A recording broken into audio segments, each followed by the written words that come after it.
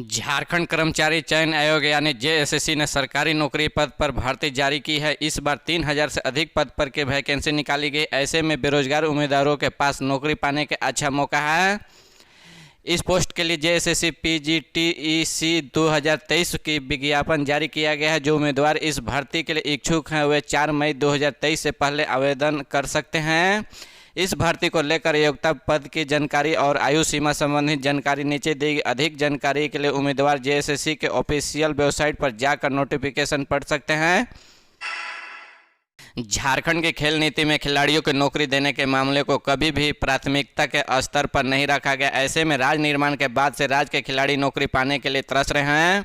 मजबूरी में उन्हें केंद्रीय संस्थानों या फिर दूसरे राज्य को सहारा लेना पड़ता है। इनमें कुछ नौकरी पाने के लिए सफल रहते हैं, लेकिन कई खिलाड़ी उम्र गुजर जाने के बाद त्रस्त। खिलाड़ियों ने अपनी प्रतिभा में दूसरी दुनिया में झारखंड का परचम लहराया है कि इसमें क्रिकेट, फुटबॉल, हॉकी, तीरंदाजी, एथलेटिक्स, कुश्ती, लॉन बॉल सहित अन्य खेल शामिल हैं। खिलाड़ी को पूरी मेहनत और लगन से पदक जीतकर अपने राज्य का माना बढ़ा रहे हैं, लेकिन राज्य सरकार उनके इन मान का सम्मान नहीं कर रही है। खिलाड़ी जब तक पदक जीत के आते हैं तो उनके सरकार का उम्मीद रहती है उन्हें रोजगार के अवसर प्राप्त होंगे। दूसरी ओर इन 23 सालों में सीधी नियुक्ति के माध्यम से अब तक केवल 44 खिलाड़ी के ही रोजगार मिल पाया है। बाकी खिलाड़ियों की उम्र इंतजार करते हुए पार हो गई।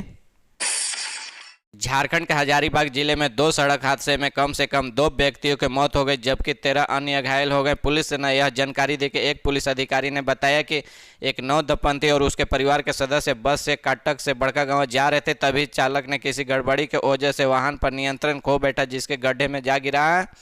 अधिकारी के मुताबिक इस हादसे में 52 वर्षीय एक व्यक्ति के मौके पर ही मौत हो गई, जबकि 11 अन्य घायल हो गए। उन्हें बताया कि घायलों के हजारीबाग चिकित्सा महाविद्यालय अस्पताल में भर्ती कर।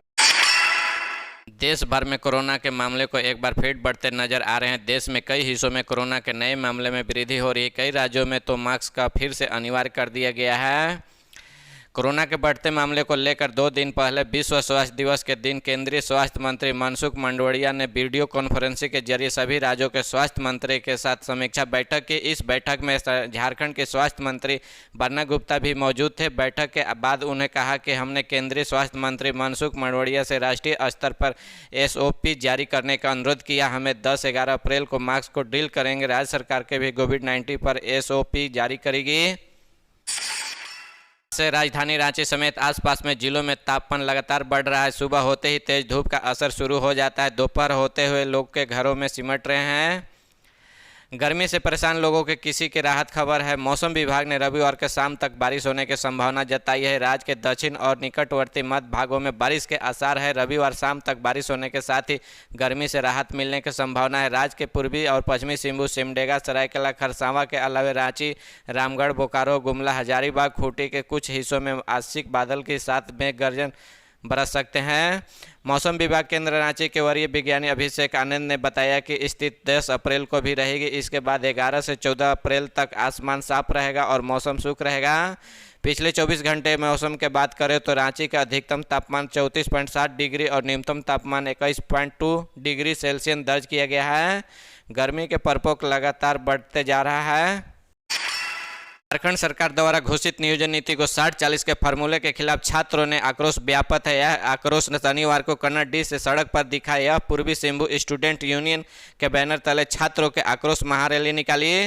इनमें कोल्हान विश्वविद्यालय के अलग अलग अंगीभूत कॉलेजों के बड़ी संख्या में विद्यार्थी शामिल हुए। महारैली LBSM कॉलेज कन्नड़ से निकाली गई और सुंदरनगर होते हुए वापस जमशेदपुर प्रखंड।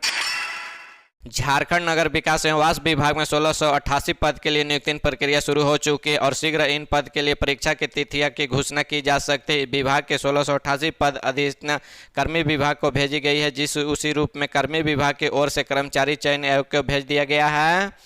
कर्मचारी चयन आयोग अब परीक्षा की तिथियां की घोषणा करे और नियुक्ति प्रक्रिया को लेकर तैयारियों को अंजाम तक पहुंचाए। राज्य में बड़े पैमाने पर कर्मचारियों का नियुक्ति की तैयारी की जा रही है। इसी क्रम में नगर विकास विभाग में भी 1688 पद के लिए अधियाचना कर्मी विभाग को भेजी थी।